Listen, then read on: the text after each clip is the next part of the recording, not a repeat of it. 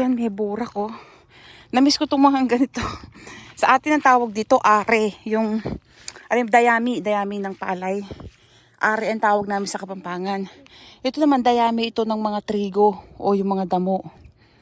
Yan oh. Namiss ko itong mga ganito, yung mabuburak na bukid.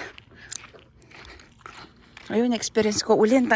Ilang taon din yung nakakatikim ka ng putik. Yung dati nga, kalahati ng katawan ko babad sa putik nung bata ako pag nangingisda kami.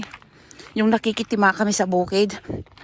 Yung tima, yung pag may pinapato yung sakahan tapos may mga isda-isda hinuhuli nyo. Pag natutuyo na yung tubig, tima ang tawag dun. Ayan. Ang daming namimitas oh.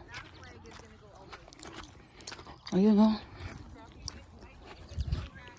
Kakatuwa, ang daming tataba na.